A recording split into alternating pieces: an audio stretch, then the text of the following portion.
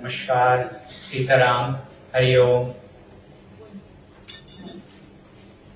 To respected representatives, Dev ji and Jeena ji from Chinmaya Mission, Swami ji, Reverend Pableshwar ji who has joined us this afternoon, and most important, I would say, the star attractions, the stars and starlets of the wonderful event that we have as the Swami Vivekananda Cultural Centre and the High Commission of India, getting the pleasure and honor of hosting all of you. It's really an honor and a personal privilege, I must say, because through the chanting of Bhagavad Gita, in fact, besides the vibrations that all of us can feel after the chanting of those shlokas, I think this whole vastu, as we call it, this building, has also become pure. So thank you very much for joining hands with us and allowing us to be a part of this noble initiative.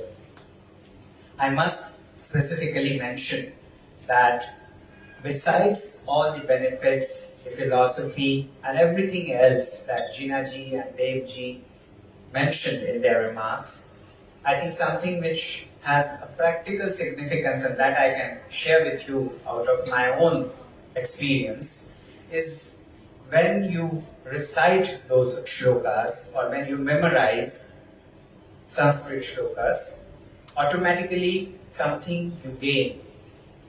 So besides of course the purity and the peace, the calm, everything that you get, you also have an obvious advantage in terms of your speech becoming clearer. The way you pronounce words, they become clearer. And that is also an advantage which, as you would try and keep reciting more and more shlokas, more and more adhyayas, you will understand that it's also improving and getting you benefit in terms of academic excellence as well, because it gives you clarity of thought, clarity in speech and clarity of mind. So coming back to what is Bhagavad Gita? Is it merely a religious text or there is something more meaning attached to it? In our philosophy, the philosophy that Guyana and Bharat or India shares, the Sanatana philosophy or the Hindu philosophy as it is commonly called, we have a concept called Prasthanatrayi. So there is Upanishad, there is Brahma Vidya, and then the third Prasthanatrayi is Bhagavad Gita. And that's why when you recited the chapter and at the end of it, you mentioned Brahma Vidyatsu, Upanishadsu. So what is the reason for that? Because when we talk about our religious texts, the Sanatana Dharma or Hindu Dharma doesn't have one single text which you can tell that this is basically our book.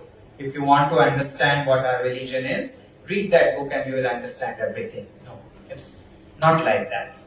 It's an extensive resource. When we say Veda, it's an extensive resource. And the gist of it has to be brought somewhere so that each and every one is able to understand that. So, what Lord Krishna did was a great favor to humanity, because those who are learned, those who have the avenues to understand, learn Vedas, they would obviously benefit from this vast knowledge. But there are common people as well. And those common people will not get the benefit, the amrit, of this vast resource of thought which is available in the form of Veda. So, even the Veda has been classified into 4 parts. What we call Samhita, which means the actual shloka, the actual verses. Then there comes the explanation, the Brahman. Then comes the third part, the Aranya. When you recite, how you should recite, what are the rituals, what are the liturgical practices, that comes Aranya. And the third part is explanation. Because you have understood it, but what happens when you go to school, there is a concept. The teacher tells you that this is a law of physics or this is a law of equation of chemistry. But it's not easily understood that way. So what does the teacher do? The teacher explains you with examples, with stories, and in different manner. And then you start understanding it. So that is the job of Upanishad. But yet, each and every one of us may not have the benefit of going to the best of schools, the best of teacher, in order to understand this knowledge. So for that, what we have is a ready reckoner. Isn't it? When you have an examination, what you want to know, you cannot revise everything in one go. So you have something like a ready reckoner. You go through it and you get the gist of everything in a short span.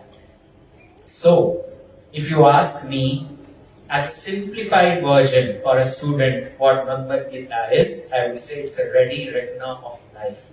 Because life offers you a lot of lessons. Each one of us may have different experiences.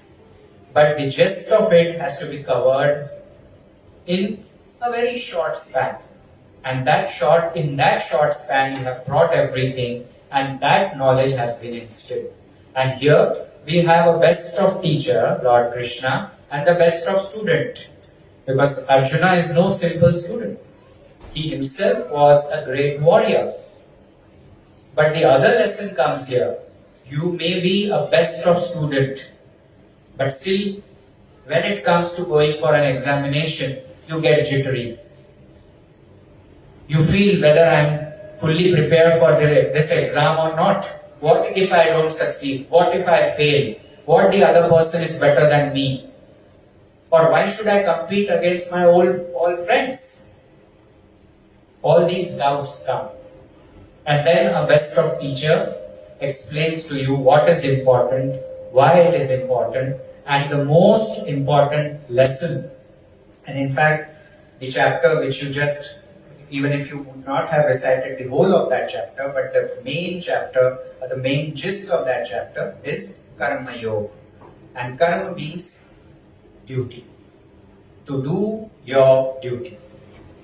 Without having your doubt in mind whether or not I will succeed. Whether what I am doing, against whom I am pitted, whether I will be able to deliver or not. That doubt comes, it's but natural. But under those circumstances also, to perform your duty is what is the gist of this chapter, which is what you have just recited. And this becomes important because, and that's why I said, it will be wrong to assume that Bhagavad Gita is just another religious text. It's not like that. It's not that you go to a temple, you recite the Bhagavad Gita, and then everything will be alright. No. It has to be assimilated, absorbed, and then try to convert it into actual action. The whole purpose of Bhagavad Gita, in a way, why Lord Krishna recited it, was because his best student had a doubt in his mind whether what he is doing is right or wrong, whether he should be doing that or not. And to that, he had to explain that if you do your action with a clear mind, with a clear purpose, don't think what will be the outcome. That is why we say karmanne vadikaraste ma phaleshu kadachana. You do your job, you do your action, you perform your work with utmost dedication and don't think about the outcome, leave it. And the second part of it, what I want to emphasize today, and that's why I said to consider it only as a religious text would be underestimating the importance of this book. There are many people, even from the West and Western philosophy, who have found Bhagavad Gita to be highly inspiring. And one of them was a great nuclear physicist. Many of you would know, just I think a year back, there was a movie, Oppenheimer. And Oppenheimer, being a nuclear physicist as well, when the nuclear test was performed in the United States for the first time and he saw the outcome of what happened on ground, what came to his mind was again a verse from Bhagavad Gita. Of course, it's a very complicated verse, its interpretation may differ. But what does Bhagwan say, or Lord Krishna say? That I have become time. I have become Kala. Kala has different meanings. I have become Kala. And he also assures that I have become Kal. Kal, I have the capability to destroy everything. And yet, you perform your action, I am there to protect you. Now, this is a very simplified meaning of that shloka. And there are a lot of interpretations. But what is important for us as regular men and women and students and children is to perform your action with a very clear mind. And if you perform that action, don't think about what will happen. And this becomes important because when was this whole happening? In the midst of the war, as Devji and Jinaji also explained, that in the Mahabharata war, when the two strong sides were pitted against each other, everything was inevitable. It is not that they did not try. Lord Krishna himself went as a diplomat and tried to resolve the issue. He tried to tell Dhritarashtra, he tried to tell the Kurus and the Kauravas and Duryodhan that what you are doing is not right, you should correct it. But then the other side did not listen to it. And then they were pitted against each other.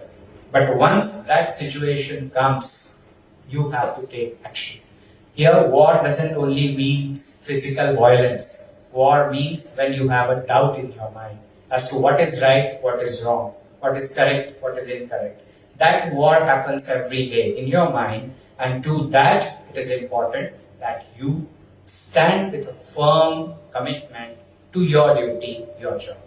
And therefore, to our young friends, to our students, I would like to say that there would be different exams in your life, different sorts. Some of them will be related to your studies, but some of them could be even more challenging.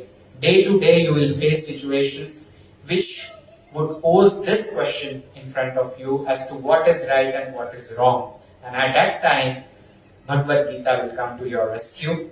It will guide you. It will tell you that you are supposed to perform your duty with a clear mind, with a clear purpose. And once you do that, the God is there with you to protect you, to show you the right path, and to take you to success. So with these words, I would like to once again convey my heartfelt gratitude to Chinmaya Mission, Devji, Jinaji, Swamiji, and everyone else, and especially the teachers and the students. I think you have chosen the path of righteousness. You have chosen the right path. And once you choose the right path, don't think as to what will happen. There could be obstacles. There could be changes. But at the end of it, you will reach your destination. And that destination is reaching Lord Krishna. And that's why you ended Krishna Arpanamastu.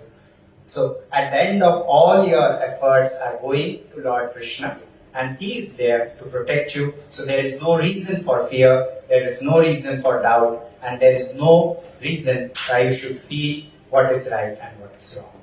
Thank you. Dhanyavad. Namaskar.